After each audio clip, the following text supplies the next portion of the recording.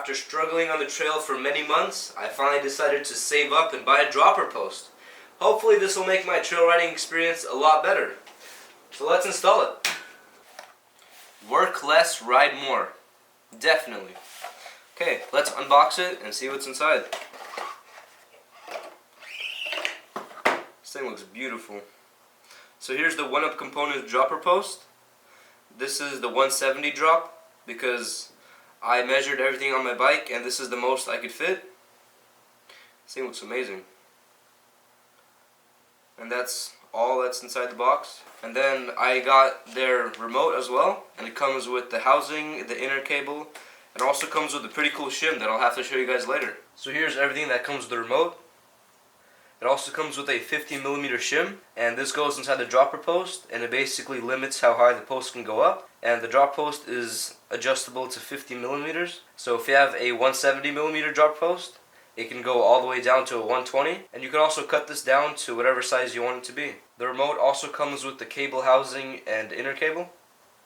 So here's the lever. Since I have Shimano brakes, I decided to go with the Shimano brake attachment. This slides in between the brake clamp and the handlebar, and then it's basically all just one unit. So I've taken off my grip and my brake. So all you have to do is take this part right here, put it on here, and take this whole thing and then slide it back on. Put it through here, and voila. Now it looks like just one solid unit. As you can see, it clears the brake and the grip. This dropper post feels like it's very sturdy material. Nothing is loose, nothing is wobbling. Looks pretty cool. I think it's gonna look awesome on my bike. First I need to take out my seat.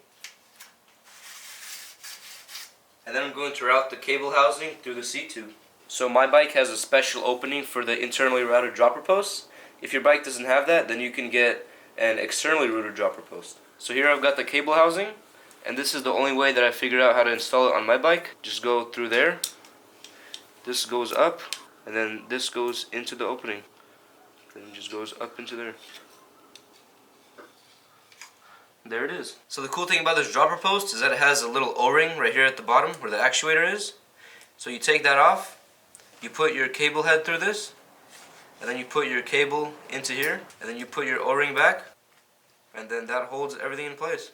So right now I'm going to size up where my cable housing has to be. So first I'm going to put the inner cable through here, but don't forget your little cable ferrule that'll go on top of your cable housing. Now we can feed it through. So here I have the dropper post, and before you put it on, don't forget to take your O-ring off and then put it over the cable. Now I could take the dropper post, put the cable through here, slide the O-ring up, put this down, and make the cable go out from the bottom, then put the post down into my frame.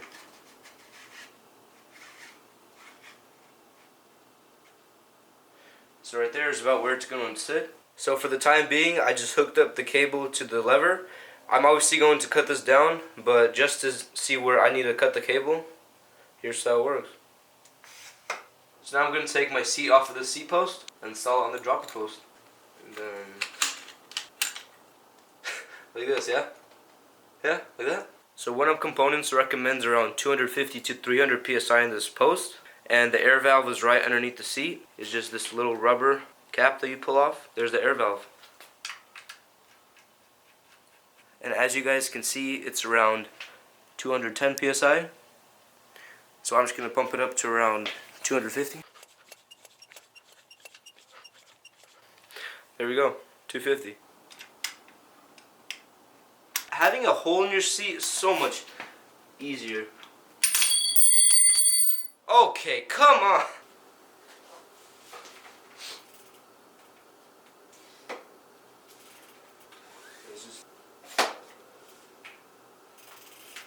This will be good for pedaling. There we go, we measured where it's supposed to be.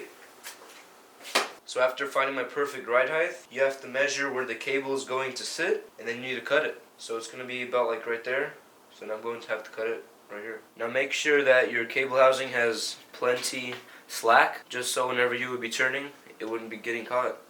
Now before I cut my cable housing, I need to take out my inner cable all the way, just so I wouldn't cut it by accident while cutting the housing.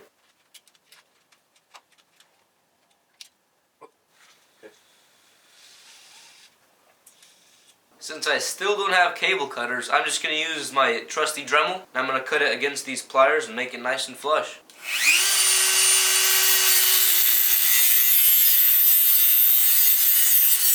Nice and smooth cut. There it is. Now I'm going to route the cable housing with the brake line going up through here. So I need to take off these zip ties.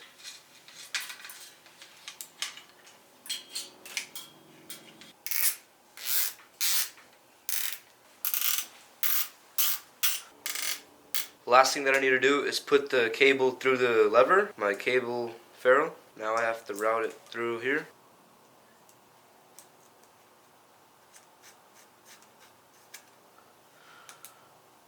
Then unscrew this bolt.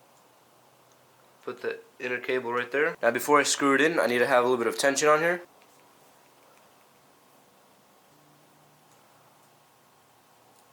So I need to cut down this inner cable. So I'm going to put these pliers right underneath the lever. Hold it right there and then cut it right here.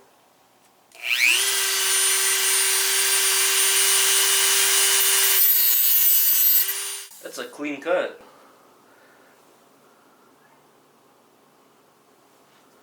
Now we have to crimp it.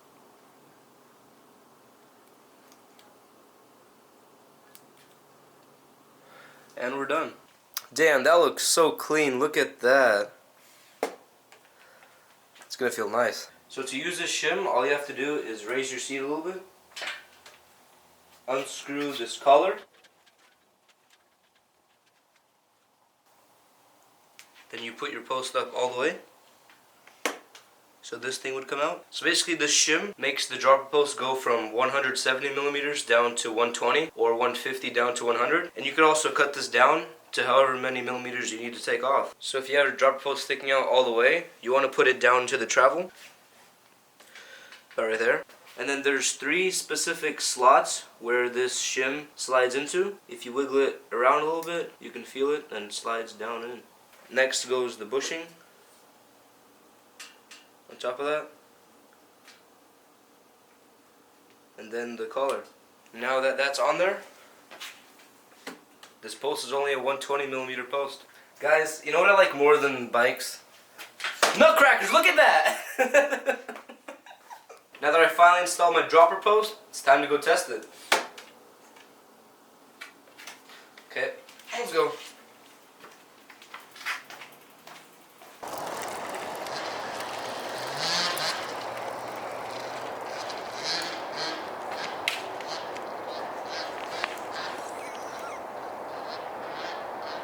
So here's going to be a test of the dropper post. While I'm going downhill, I'm going to keep it down. But whenever I start pedaling up, I'm going to lift it up.